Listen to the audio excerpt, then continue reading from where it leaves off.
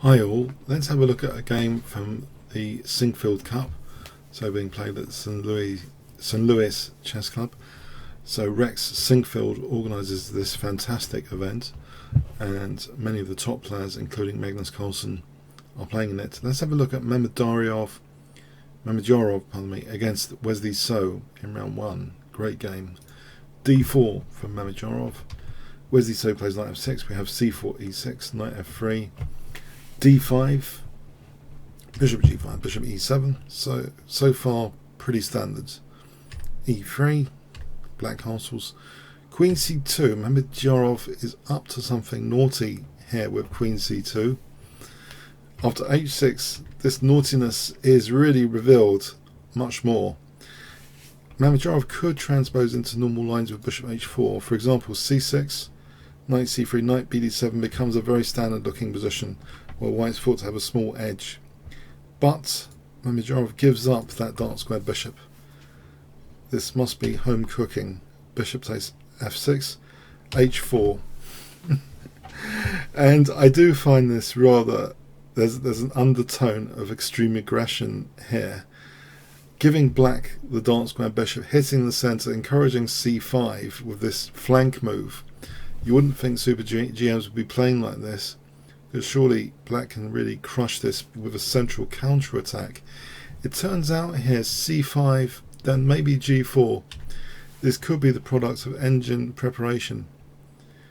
For example, here c takes, g5 bang. You can see this rook activation is pretty lethal in some of the variations. This for example is end of game with the queen like mating on h7. But here, what does black do? Say d takes, winning the piece is actually, it's not enough for black. Won't be doing very well there, really. Although the engines think slight advantage only, but it looks like a piece to me ultimately. So this is very tricky here. We have actually, instead of c5, g6, a concession, g6, knight c3, c5 now, d takes c5, and white could castle queenside. Black actually prevents that legally, preventing that casting queenside. h5, carrying on with the h pawn, weakening some light squares, because g5 now, to avoid this rook activating. Bishop takes c4, queen a5, rook c1, so to avoid any structural damage. If castles, for example, then maybe this is quite good for black, where the isolated pawns are not very healthy looking. It's simplified, it's equal for sure. So rook c1, if black's going to give up that bishop, it's not for any structural damage now, really. Knight d7. We have here white castling. So Mamedyarov is shifting the gear of this game very rapidly to a positional mode with the pawn on h5. This is a bit unusual, with a pawn on h5, and there are some menacing ideas lurking around here involving using this knight potentially. Now this seems very radical from Wesley, so this next move, maybe it's not optimal. Bishop takes c3 is played. With the bishop on c8, this looks as though black's in a bit of trouble here intuitively. And now, after knight takes c5, yeah, this is really, really uncomfortable after knight e5. A normal move, let's see, black plays b6. f6 is obviously weakening this diagonal, there's even things like knight g6. But if we look at knight d7 here, there's knight g4 hitting h6, and for example this position, f4, this is just really unpleasant. This is even possible because the king's too weak there, 7th rank, and there's a sitting duck, like check, that's just vicious.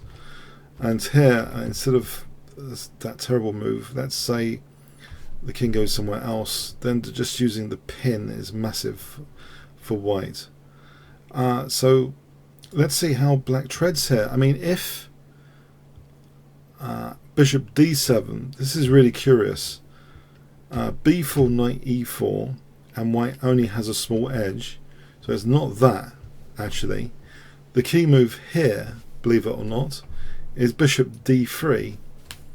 Yeah, bishop d3. So two pieces hanging, and on knight takes d3, knight takes d7, hitting the rook.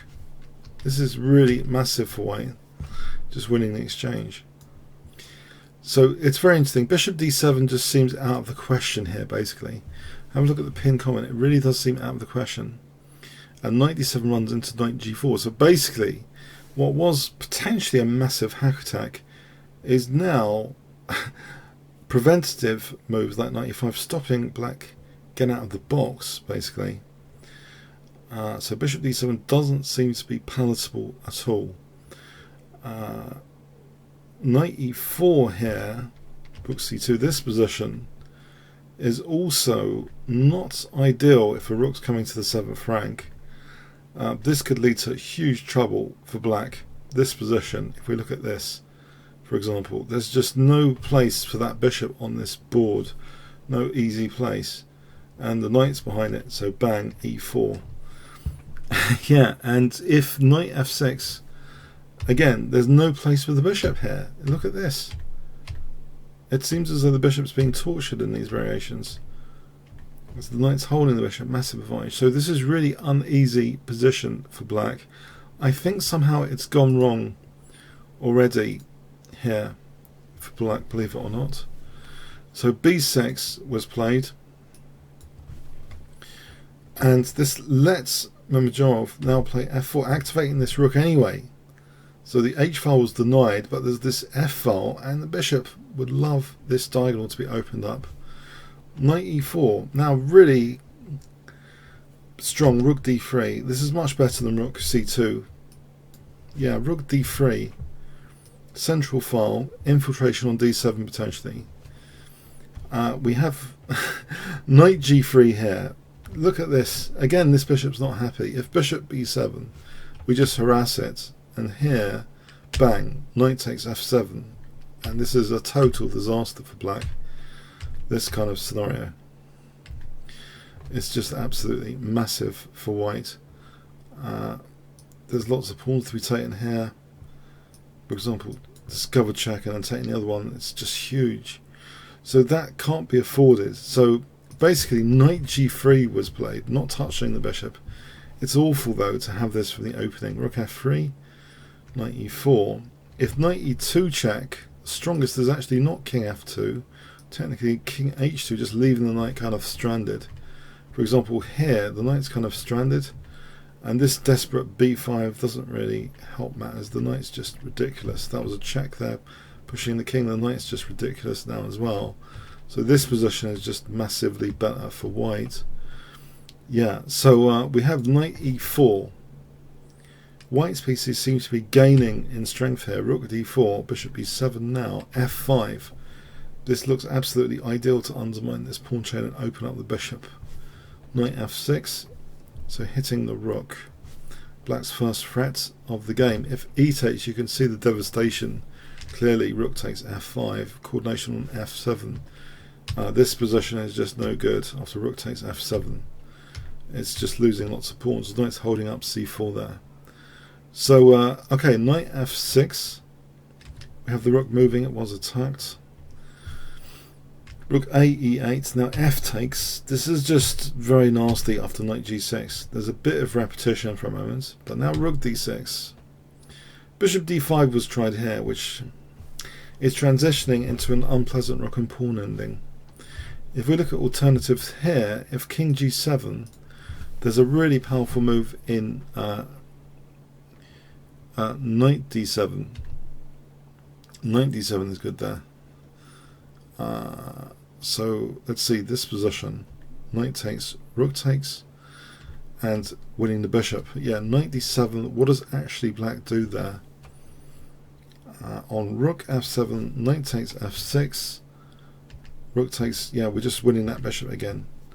Rook d8. Sorry, pardon me. Rook d8. Rook takes f6 here. This leads to winning material because of knight e8 check. Knight takes d6. So it's yeah. What is black actually doing in this position? What is black actually doing here? It seems really unfortunate. So yeah, bishop d5 lets white play a little combination. Can you see what white plays here? If I give you 5 seconds to pause the video. Okay, rook takes f6. So this is forced because otherwise that's check, and we can take the bishop after. So rook takes is forced, bishop takes using the pin. Black opens up against the knight though, and you might think this is okay, but actually look at this rook and pawn ending.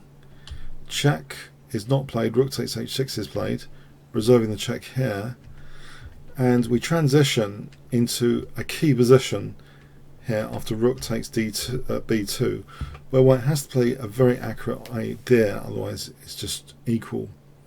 White to play here, what would you play in this position?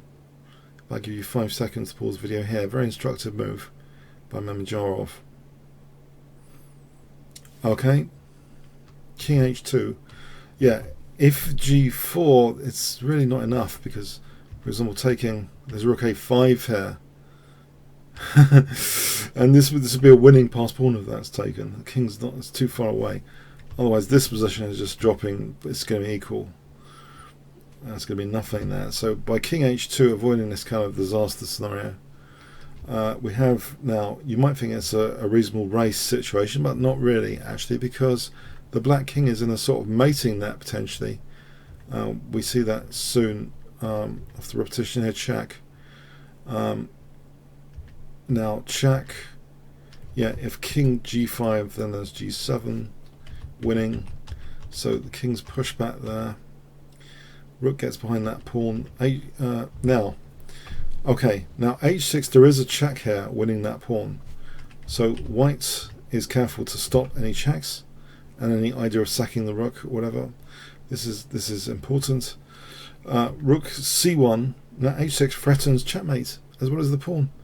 It actually threatens mating, so the Wesley has to drop the rook back.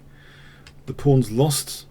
Here b5 we have rook a7, rook b8, and now just king g3, and the game ended here because this pawn is it doesn't matter about this pawn. For example, b4 check, and there's another mating there after king f4. The king would charge into the h6 square just in time for a checkmate. Here that's hopeless because of check and mate. Equally hopeless here is b1. Instead of rook b6, b1 is equally hopeless because of g7 checkmate. Yeah, I actually thought that was quite an exciting game from Mamedyarov, and how he switched gear from this horror show that could have happened if black played classically to attack the centre with g4. But then there was another sort of horror show with moves which stopped black moving pieces out of the box to develop properly, and then even so white was able to sort of undermine black's pawn chain and just create a very nasty scenario in any case. It seems Mamedyarov is really in top form recently. He's really a player to watch. In fact, I would consider him, after Leela Chess, one of the most exciting players to do chess games for at the moment, in my opinion. Comments, questions, likes, shares appreciated. Thanks so much.